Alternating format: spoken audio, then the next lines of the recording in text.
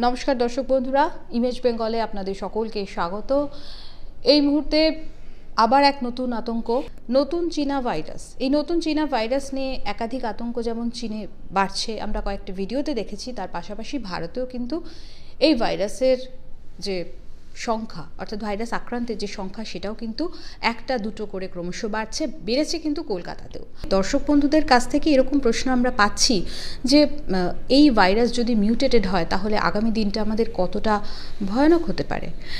এই মুহূর্তে আমাদের মধ্যে উপস্থিত রয়েছেন প্রখ্যাত চিকিৎসক ডক্টর কুণাল সরকার। স্যার নমস্কার, ইমেজ বেঙ্গলের স্বাগত। স্যার, আবার সেই ভয়ানক দিনের কথা, স্মৃতির কথা মাথায় রেখে আমাদের এই আলোচনা শুরু করতে হচ্ছে যে HMPV, আমরা চীনের দু একটা ভিডিও দেখেছি, সেই ভিডিও যখন প্রকাশ্যে এসেছে আমাদের আতঙ্কে বেড়েছে। হাসপাতালে ভিড়, শ্মশানে ভিড়, এবং সেই পিপি পরে চিকিৎসকরা চিকিৎসা করছেন, মাস্ক, স্যানিটাইজার। স্যার, এই যে নতুন ভাইরাসের নিয়ে আমরা কথা বলছি, আদৌ এটা কতটা ভয়াবহ হতে চলেছে আগামী দিনে? দেখো, প্রথম কথা হচ্ছে যে আমাদের টাইম টু টাইম আমাদের সমস্যা আসবেই, আমরা অনেক কিছু প্রবলেমের সামনাসামনি করতে হবে, কিন্তু এখনও অবধি যেটা একটা মারাত্মক সমস্যা নয়, which is not a public health crisis in that sense, সেইটাকে নিয়ে নিজেরা ভয় পাচ্ছি। আমাদের হেলথ জার্নালিজম যারা করে, এবং বিশেষত বাংলায় যারা হেলথ জার্নালিজম করে, এই যে এন্টায়ার প্রায় 3 বছরের ওপর যে সময়টা কোভিডের নানান ওয়েভ ভ্যাকসিনেশনের সময়টা গেছিল, আই রিয়েলি থিঙ্ক যে আমাদের বাংলার health journalism did very well. আমাদের main stream, electronic, digital media প্রত্যেকে। তো খানিকটা দেখো, খানিকটা আমি জানি না যে হঠাৎ করে কোভিড, আরজিকর, প্রতিবাদ, নানান রকম পলিটিক্যাল উত্তেজনা, তারপরে কি সবাইয়ের একটু কেন ম্যারমেরে লাগছিল কি না, যে হ্যাঁ শীত এসে গেছে, পরিবেশটা ঠান্ডা হয়ে গেছে, আমরা একটু সেটাকে মানে একটু তার উত্তাপটা বাড়াই বলে। লেট আস নট, আর মানুষের জীবনে দুঃখ কষ্টের অভাব আছে, আমাদের জীবনে ঝামেলার অভাব আছে। তো আমরা মানুষকে খবর দেব, সচেতন করব, that is our duty, that is your duty. কিন্তু আননেসেসারিলি সেটাকে একটা স্টেজ অফ প্যানিককে একটা খরগোশ যে একটা দাঁতালো হাতি নয়, সুতরাং why do we need to prove ইট। এখন এইচএমপিভির ব্যাপারটা শুরু হয়েছিল, সবাই দেখতে খুব ছবিগুলোকে মারাত্মক মনে হচ্ছিল, তার মধ্যে প্রায় বেশ কিছু ছবি বা ভিডিও ওয়াজ নট জেনুইন। এখন প্রথমত সবাই ভাবে আরে চায়না কি অদ্ভুত দেশ, সব ভাইরাসগুলো সব পৃথিবী ছাড়তে চায়নায় কেন গিয়ে থাকে। কাউকে বলতে শুনলাম যে ভাইরাসরা চাউমিন খায়, তাই চায়নায় গিয়ে ঘুরে বেড়ায়। দেখো, ব্যাপারটা হলো চায়না আমাদের প্রথমত in the Asian side of matter, eastern northern হেমিসফিয়ারে China is a high altitude country. তুমি যদি চায়নারও নর্থে যাও, যেখান থেকে তুমি প্রায় পোলার এরিয়ার কাছাকাছি যাও, ওখানে মানুষই নেই, ওখানে অসুখ হবে কোথায়? এই যে নর্দার্ন ল্যাটিটিউডসে তুমি যদি আরেকটু, যেখানে ঠান্ডা হয়, শীতকালটা খুব সিভিয়ার, সেরকম একটা, অথচ কিন্তু প্রচুর লোকজন আছে। আরেকটু হাই অল্টিটিউড, তুমি ট্রান্স সাইবেরিয়ান এরিয়া, এসব এরিয়া যাও, তুমি মানুষই খুঁজে পাবে না। তুমি ধরো, তুমি নর্থ আমেরিকা ক্রস করে তুমি যদি চায়নার সমকক্ষ তুমি ল্যাটিটিউড খুঁজে দেখো, ক্যানাডা, তুমি ক্যানাডার ওই অঞ্চলে মানুষই খুঁজে পাবে না। তুমি এন্টায়ার স্ক্যান্ডিনেভিয়া খুঁজে দেখো না, আরে কটা লোক থাকে, মানুষের থেকে ভেড়া মানে জন্তু জানোয়ার বেশি ওখানে। But China remains a very highly populated country even in the high latitude regions, যেখানে ঠান্ডা হয়, অনেক ঠান্ডা হয়। তো ওই রকম আবহাওয়াতে কি হয় যে সামহাও ভাইরাস, এখন ভাইরাস ব্যাপারটা খুব গন্ডগোলের ব্যাপার। Virus is just a small particle, যার মধ্যে হয় একটা অ্যাক্টিভ ডিএনএ বা একটা অ্যাক্টিভ আরএনএ থাকে। এখন আমাদের ঠিক যেমন পলিটিক্যাল নেতা নেত্রীরা কে তৃণমূল কে বিজেপি বলে মারপিট করে, ভাইরোলজিস্টরা নিজেদের মধ্যে মারপিট করে যে ভাইরাসরা এদের লিভিং না ডেড। সেটা কি ইনঅ্যানিমেট জিনিস, সেটা ছেড়ে দাও। তো এইটা ওই চায়নার ওখানে ওই টাইপ অফ পরিবেশের গেলে লোকের শীতকালে কেন জ্বর বেশি হয়, রাইট? কারণ আবহাওয়া, আমাদের শরীরের রেজিস্ট্যান্স, মানুষের একটা অসুবিধা আছে। মানুষের অসুবিধা হচ্ছে যে আমাদের শরীরটা যদি আরও 2-4টে জন্তু জানোয়ারের মতো করা হতো, যাদের বডি টেম্পারেচার ক্লাইমেটের সঙ্গে চেঞ্জ করে, আমরা কিন্তু এত অসুস্থ হতাম না। আমাদের বডির থার্মোস্ট্যাটটাকে ফিট করে দিয়েছে 98.4-এ। এবার আমাদের অসুবিধে কেন হচ্ছে? তুমি গরমকালে তোমার শরীর এক্সপোজড হচ্ছে 42-তে, তখন তোমার শরীর বলছে ও আচ্ছা বাইরেটা তো 42 মানে প্রায় 100 ডিগ্রি ফ্যারেনহাইটের ওপরে, আমাকে শরীরটাকে ঠান্ডা রাখতে হবে, অমুক করতে হবে, আমাকে 98-এ মেনটেন করতে হবে। সে নিজেকে মেনটেন করছে। আবার শীতকাল চলে এলো, যেমনি শীতকাল চলে এলো আমার টক করে 25 ডিগ্রি টেম্পারেচার পড়ে গেল। তাহলে বডিকে রিভার্স, হ্যাঁ, ঠিক যেমন তুমি গরমকালে এসি চালাচ্ছ, শীতকালে হিটিং চালাচ্ছ, শরীরকেও সেইভাবে নিজের ইন্টারনাল থার্মোস্ট্যাটটাকে অ্যাডজাস্ট করতে হয়। সেকেন্ড, ইউ মাস্ট রিমেম্বার যে কেন আমাদের এশিয়ান, চায়না এসব জায়গায় বেশি দেখা যায়। ধরো even if you think in very cold geographies, এই জার্মানি, ইংল্যান্ড, ইউরোপিয়ান দেশে, নর্থ আমেরিকাতে লোকে বলবে ক্যানাডাতে বাইরে আমার অমুক আত্মীয় ওইখানে থাকে, যার বাইরের টেম্পারেচার -25 ডিগ্রি, -15 ডিগ্রি, হতেই পারে মারাত্মক ঠান্ডা, কিন্তু তার ঘরের ভিতরে হচ্ছে 23 ডিগ্রি। হ্যাঁ, তো আমাকে একবার একটা কাজের ইন্টারভিউর জন্য অ্যালাস্কা যেতে হয়েছিল। অ্যালাস্কায় ঘরের বাইরেটা -10, তখন সামার, ভেতরটা হচ্ছে 23 ডিগ্রি। আমাদের এশিয়ার অধিকাংশ দেশে সেরকম নেই, with the exception of Japan. চায়নাতে সেন্ট্রাল হিটিং নেই বললেই হয়, ভারতবর্ষতেও নেই। তো আমাদের দেশে ঠান্ডা খুব কম বলে আমাদের ইনফিরিয়রিটি কমপ্লেক্স হওয়ার কারণ নেই। আমাদের অ্যাকচুয়ালি ঠান্ডার ডিগ্রিটা কম হতে পারে, এফেক্টটা বেশি। কারণ তোমার বাইরে 12 ডিগ্রি হলে ভেতরেও 12 ডিগ্রি। তো এই যে আমাদের একটা we are more expose to abrupt temperature changes, সব কিছু মিলিয়ে এই ফ্যাঁচে জ্বর, সর্দি, কাশিগুলো বেশি হয়। চায়নাতে because it is a densely populated temperate zone country, ওখান থেকে বেশি হয়। আর চায়নার ঝামেলাটা কি, যে চায়না একটু নিজেকে লুকিয়ে রাখে, সিক্রেটিভ, নিজের খবরাখবর সবাইকে বলে না, পলিটিক্যাল নিউজ, হেলথ নিউজ কাউকে দেয়, which we saw.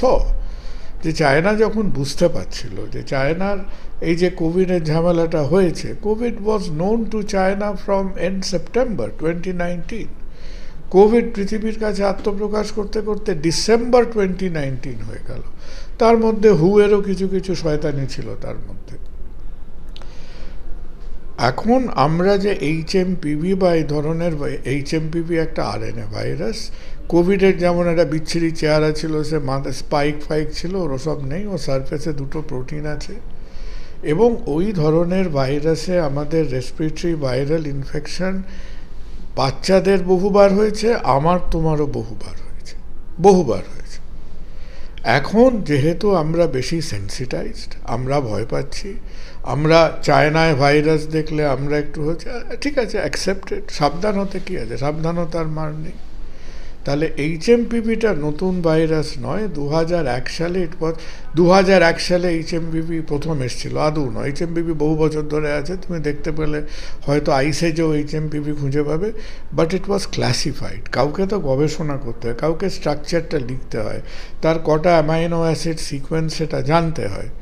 So it was first classified in 2001. যেমন কোভিড was first classified আমার মনে হয় 30th of December 2019, খুব সম্ভব ইউনিভার্সিটি অফ ব্যাংকক থেকে কোভিডের প্রথম লিনিয়ার অ্যামিনো অ্যাসিড স্ট্রাকচারটা বেরিয়েছিল। এটা তারও অনেক আগে বেরিয়ে গেছে, বহুবার হয়েছে। এইবারে ধরো হয়তো যেমন কোনো সময় ফ্লু বেশি হলো, এবারে সেই জায়গাটা হয়েছে। চায়নাতে প্রচুর লোক, হাসপাতালগুলো দেখতে একটু একটা ঘিঞ্জি টাইপের। তুমি চায়নার হসপিটাল দেখে আতঙ্কিত হচ্ছে, তুমি আমাদের মেডিকেল কলেজ পিজির ওপিডির একটা ছবি দেখে বাইরে পাঠিয়ে দাও, লোকে মনে করবে আমাদের এখানে রোজ এপিডেমিক হচ্ছে। We have that many people in a government hospital. ওখানে আবার আর একটা বদ অভ্যেস আছে। এখন কি হয় জানি না, আমরা যখন এমার্জেন্সি করতাম লোকেরা এসে আমাদের দেখতো ছেলেপুলেগুলো এমার্জেন্সি ঘুরে বেড়াচ্ছিল, একটা ইঞ্জেকশন দিয়ে দিই। তাকে মাথা ব্যথা হলেও ইঞ্জেকশন দিতে হবে, পেট খারাপ হলেও ইঞ্জেকশন না দিলে তার মানে ডাক্তার চিকিৎসা করেনি। আর চায়নায় একটা সাইকোলজি হচ্ছে যে সবাইকে ড্রিপ দিতে হয়।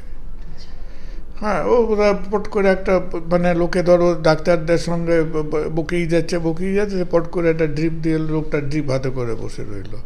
দে have some strange habits, but mostly it is very densely populated. ভারতবর্ষে 10 লক্ষের ওপর লোক থাকে, এরকম শহর আছে অ্যাবাউট 58 কি 60। চায়নাতে 20 লক্ষর বেশি লোক থাকে, এরকম শহরের সংখ্যা হচ্ছে 150-র ওপরে। ও যে অঞ্চলের কথা বলছো, অঞ্চলে গিয়ে দেখবে কলকাতার মতো 5টা শহর আছে। ইটস ভেরি ডেন্স পপুলেটেড, ওই জন্যে যত ডেন্স পপুলেশন তত ঝামেলা বেশি হয়, ভাইরাস টাইরাস ছড়িয়ে যায়। চায়নার প্রতি আমাদের সন্দেহ থাকাটা স্বাভাবিক, কারণ চায়না বহু অসুবিধায় ফেলেছে সারা পৃথিবীকে কোভিডের সময় থেকে। অন্তত আমার স্থির বিশ্বাস যে কোভিড ওয়াজ আ হিউম্যান ইঞ্জিনিয়ার্ড ভাইরাস, যেটা উহান থেকে লিক করেছিল। সেই কারণে অবশ্যই চায়নার উপরে চোখ রাখতে হবে। হ্যাঁ, চায়না যেমন আইফোনটা ভারতবর্ষকে ম্যানুফ্যাকচার করতে দিয়েছে, ঠিক যেমন আমেরিকা চায়নাকে দিয়েছিল গেন অফ ফাংশন রিসার্চ করতে। তারা একটা 8 পৌড়ে মধ্যবিত্ত ম্যারমেরে কোভিড-1 ভাইরাসকে এদিক ওদিক টুকটাক করে 4টে অ্যামাইনো অ্যাসিড পিউরিন ক্লিভেজ বলে, ওর ক্লিভেজটাকে পাল্টে দিয়ে কোভিড তৈরি করলো। তারপরের গল্প আমরা সবাই জানি। নেক্সট কোয়েশ্চেন হলো যে এই যে ভাইরাসটা বুকে ভারতবর্ষে প্রথম এসছে, আরে ভারতবর্ষে কয়েক কোটি ইনফেকশন হয়ে গেছে এটাকে, কে গিয়ে হাঁ করে সবসময় RT-PCR করছে? And also be aware of the fact, এই যে এমপি, আমাদের এই ভদ্রলোকের যে RT-PCR করে যে রেজাল্টটা হচ্ছে, এটা অত্যন্ত felicitous. It's a very wide panel. হ্যাঁ, 4-6টা লোককে মিলিয়ে একটা এমপিটিভি বলে তার একটা ভাইরাস বেরিয়ে গেছে। এগুলো এখনও অ্যাকিউরেট হয়নি। আমাদের কেয়ারফুল হতে হবে। এখন অবধি এটা আমাদের পরিচিত ভাইরাস। যখন জ্বর জারি হবে, 3-4 দিন ফ্যাঁচে জ্বরটা থাকবে, তারপর আস্তে আস্তে চলে যাবে। It's not a heaven and hell issue so far. Naturally occurring ভাইরাসরা কি মিউটেট করে? That is the question. হ্যাঁ, ন্যাচারালি অকারিং ভাইরাসরা মিউটেট করে।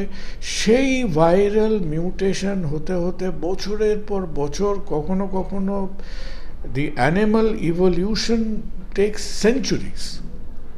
এই জিনিসটার জন্যই তো কোভিডকে ল্যাবে তৈরি করা হয়েছিল। কোভিড-1 যে কোভিড-2 যদি ন্যাচারালি হতো, সে হতে বোধহয় ধরো 5000 বছর সময় লাগতো। এখন যারা বিটকেল সায়েন্টিস্টরা, তারা বলছে আমি তো প্রকৃতিকে 5000 বছর দেবো না, আমি একটু নাট বল্টু এধার ওধার করে ল্যাবরেটরিতে আমি ওটা তৈরি করব, 5 মাসের মধ্যে তৈরি করব। 5 বছরের এভলিউশনটাকে আমি 5 মাসের মধ্যে তৈরি করব। That is gain of function. That is ওয়ের we are going against nature. তো এখনও অবধি যে কয়েকটা লোকের ইনফেকশন হয়েছে বলেই আমাদের এই ভাইরাসটা তার চেহারা পাল্টে ফেলবে, সেটা অমূলক, সেটা আজ অবধি দেখা যায় না। So that doesn't happen. এখন প্র্যাকটিক্যাল পয়েন্টে দুটো একটা জিনিস, একটা হলো এখনও অবধি আননেসেসারিলি আতঙ্কগ্রস্ত হওয়ার লাভ নেই। দ্বিতীয়ত, ভারতবর্ষ বা আমাদের দেশে জানো তো সবচাইতে বেশি ব্যাগড়াটা কোথায় আসবে? ভাইরাস থেকে আসবে না। যেমনি জ্বর হয়ে লোকে ওষুধের দোকানে যাবে, দাদা জ্বর হয়েছে কী দেবেন বলুন তো, সে টক করে তাকে 4টে বড়ি অ্যাজিথ্রাল দিয়ে দেবে। তো অ্যাজ ইট ইজ এখন অ্যান্টিবায়োটিক রেজিস্ট্যান্সের মারাত্মক অবস্থা। জেনুইন সিচুয়েশনে কাজ করে অ্যান্টিবায়োটিক খুঁজে পাওয়া যাচ্ছে না। এই যে মানুষের মধ্যে ভয়গুলো আসবে এবং একেবারে সেই পেপারমিন্ট দেওয়ার মতো অ্যান্টিবায়োটিক ডিসপেন্সিং শুরু হবে, এটা একটা মারাত্মক পরিস্থিতি হবে। ভয়াবহটা not from the 3-day fever from the virus, but from the rampant antibiotic abuse. মানুষকে সাবধান হতে হবে, আর আমাদের দেশকে একটু সিরিয়াস হতে হবে। আমাদের দেশ খুব একটা সিরিয়াস নয়, না হলে ওই বর্ডার গাভাস্কার ট্রফির মতো অবস্থা হবে আর কি। হ্যাঁ, বেশি আইটেম নাম্বার খেলতে গেলে ওই অবস্থা হয়। আমরা কি করেছিলাম কোভিডে? আমাদের নাকের ডগা দিয়ে বিটা স্ট্রেন মহারাষ্ট্রে থেই করে নেচে বেড়াচ্ছে, আমাদের নিজেদের ডিসকভার করতে 2.5 মাস সময় লাগলো। যখন অমিক্রন সারা পৃথিবীতে ঘুরে বেড়াচ্ছে, we were the slowest country for genome sequencing. আমরা যত পয়সা ভোটে খরচা করব, যত পয়সা পোস্টারে খরচা করব, যত পয়সা বিয়েতে খরচা করব, সায়েন্স অ্যান্ড পাবলিক হেলথে আমাদের কোনো এক্সপেন্ডিচার নেই, কমে যাচ্ছে। তাহলে লোকের মধ্যে অশান্তিটা হতে, তুমি একটা জিনিস খেয়াল করে দেখো, এই আমাদের মতো কিছু অপদার্থরা ব্যার করে বলে যাচ্ছে ভয় পাবেন না, ভয় পাবেন না। এর মধ্যে তো গভর্নমেন্টের ডিক্লেয়ার করা উচিত ছিল যে ব্যাঙ্গালোরে এই RT-PCR হয়েছে, এই ভাইরাসটার জিনোম সিকোয়েন্সিং হয়েছে, এর জিনোম সিকোয়েন্সিংয়ে কোনো মিউটেশন নেই, this is the scientific evidence, আমরা ভয় পাবেন না। তুমি একবারও দেখেছো কেউ বলেছে এই কথাটা? কেউ বলেছে এখনো? কি না, সবাই মালদায় আতঙ্কবাদী ধরছে। তো যতদিন না পার্টির চোখ রাঙাবে বলে ভাইরাসের আধার কার্ড হবে, ততক্ষণ তো একটু খেটে খুঁটে বার করতে হবে। তুমি চমকে দিলে বলে ভাইরাস পকেটে ভোটার আইডি আর আধার কার্ড নিয়ে ঘুরে বেড়াবে, তা তো হবে না। তাহলে ভাইরাসের পরিচয়টা জানতে গেলে এই সায়েন্টিফিক খাটাখাটনিগুলো করতে হবে। আমরা এটাকে কি করে নেবো? আমরা একটা পলিটিক্যাল, আমরা এটাতে 150টা সার্কুলার ছেপে দেবো, কে কতবার রুমাল দিয়ে নাক মুছবে তার ইনস্ট্রাকশন দিয়ে দেবো। এই সমস্ত অবান্তর কাজগুলো করার আগে লেট আস বি সায়েন্টিফিক। মানুষ সাবধান হোক আর গভর্নমেন্ট তার পাবলিক হেলথ অ্যাক্টিভিটি নিয়ে সিরিয়াস হোক। যে চারিদিকে মিডিয়া গরম হয়ে গেল, এবং এই গরম উত্তপ্ত তেলে ভাজার কড়াইয়ের মধ্যে আজ অবধি কেউ বলল না যে দিস ব্যাঙ্গালোর বা ওয়েরেভার থেকে যে ভাইরাসটা আইসোলেট করা হচ্ছে, we have found it to be the routine regular respiratory tract RNA virus. এটাকে নিয়ে আপনাদের দুশ্চিন্তা করার কারণ নেই।